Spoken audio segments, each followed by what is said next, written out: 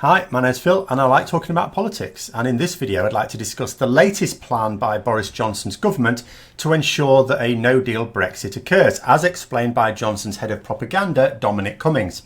But first, if you find yourself enjoying this video, then please click the like button and subscribe to the channel. So the stage has been carefully set for an all-out war between two of our branches of government, the executive and the legislature. Boris Johnson is drawing battle lines with Parliament. He wants us to leave the EU on October the 31st. He knows that means without a deal. Parliament will not accept us exiting without a deal. But Johnson is convinced that his party will be destroyed in a general election should this take place before the UK has left the EU, due to the threat from the Brexit party. So September and October is going to result in a very fiery time in Westminster. There are a number of ways that Parliament can block Johnson from taking us out of the EU, but the easiest way is to stop him being Prime Minister. A vote of no confidence, in fact, and if done early enough, could depose Boris Johnson. So let's take Dominic Grieve's point first. This is the former Attorney General for the Conservatives who has spearheaded many initiatives to stop the government destroying the country. He is having meetings with senior members of the Labour Party in order to have all their battle plans ready for September. Now, one thing he has talked about is having a vote of no confidence in Boris Johnson's leadership, but then, rather than going for a general election, installing a government of national unity, comprising, most of the parties in Westminster. This would, of course, need another Prime Minister to be appointed who could command the respect of all sides of the House, or at least a majority of MPs. Now, you would think it'd still have to be a Conservative MP, as they are the largest party in the Commons. Now, with enough goodwill, and it would need Jeremy Corbyn's approval, then this government of national unity could govern whilst Brexit was being dealt with and then call a general election. Personally, I think that the only purpose such a government could really have to unite everyone is to issue another referendum. I really don't see anything else working. But Dominic Cummings, Boris Johnson's chief advisor, thinks he has a cunning plan. He says that in the event of Boris Johnson losing a vote of no confidence, he will issue a general election to take place after October and that he will refuse to step down. This way, we'd still leave the EU without a deal and then have a general election that Johnson thinks he can win outside of the EU. Now, this may be possible. Immediately after leaving the EU, many of the blinkered Brexit supporters in the country won't have seen the devastation that is to come. Yes, some of it will happen the very day after, but it will happen over the coming weeks and months. So if you can have a general election immediately after leaving, that's the best possible chance for the Conservatives. It is also possible that the Brexit party would not field any candidates in such a scenario, though I have my doubts about that. I think the party will still seek power. But how feasible is the plan in law? Well, I read a lot of comments from various think tanks, including the Institute of Government. Now, they are an independent think tank, so not just a Tory mouthpiece. They say that historically, although Prime Ministers resign when they lose a vote of no confidence, they don't legally have to. They also said that the Prime Minister could set the date of a general election. But is that true? One problem with their thinking is they keep talking historically. Well, until recently, general elections could be called by Prime Ministers, but that's no longer the case. David Cameron brought in what is called the Fixed Terms Parliament Act 2011.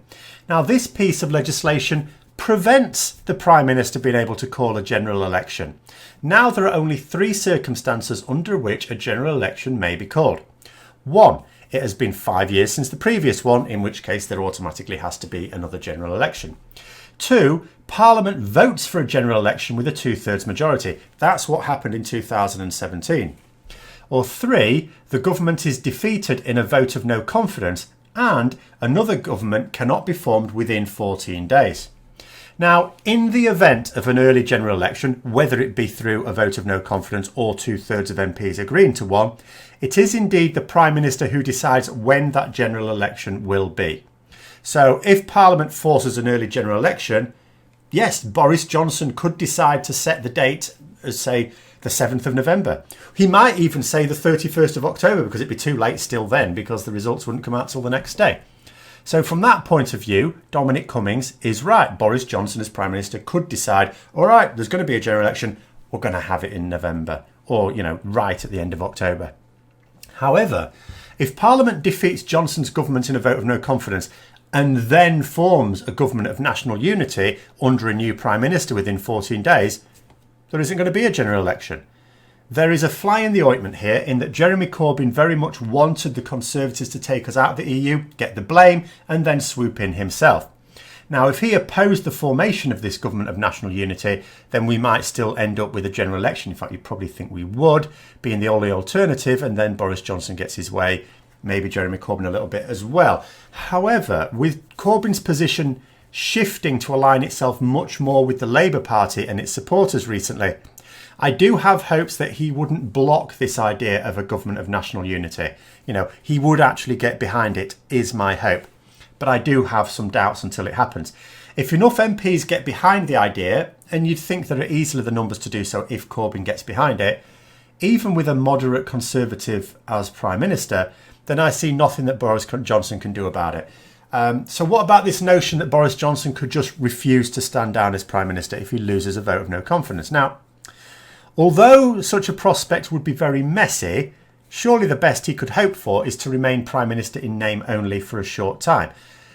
What should happen is that a new Prime Minister is supported in Parliament. The deposed Prime Minister would visit the palace to tender his resignation to the Queen, who would then invite the next incumbent to form a government. Now, I'm not sure exactly what happens if Johnson has to be literally dragged kicking and screaming from number 10 by his fingernails by the police, but the Queen appoints the Prime Minister, and in the event of Boris Johnson being defeated in a confidence motion and Parliament getting behind a new MP for the role, well, she would have to appoint that person as the new Prime Minister. Yes, a refusal on Johnson's part to resign would mean that the Queen would sort of have to get involved in the politics of the situation, something she's supposed to be kept out of, but that would be Boris Johnson's fault and nobody else's. The Prime Minister, along with everyone else, is decided by Parliament in Westminster. Parliament holds sovereignty in the UK. That includes deciding who is head of government.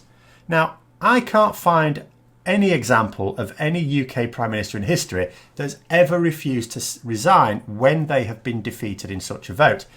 But given that Boris Johnson would have no ability in the Commons to put forward government business or get budgets approved, he would have no authority as Prime Minister anyway.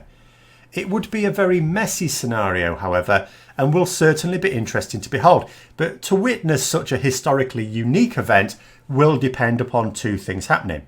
One, Jeremy Corbyn getting behind a government of national unity whose role presumably will be to back a people's vote and then call a general election. That's what I'd hope to happen. And two, Boris Johnson actually being stupid enough not to resign as Prime Minister in the event of losing a vote of no confidence and Parliament getting behind another Prime Minister. I must say, I know it's wrong, but I kind of want to see the police going into number 10 and dragging Johnson out by his feet. It'll be yet another embarrassment for the UK on the world stage, but at least this one will be funny. So that's the situation we appear to be facing, and those are my thoughts on it. I hope you found the video interesting. If you'd like to support the channel further, then please click on the Patreon link for details. And until next time, I'll see you later.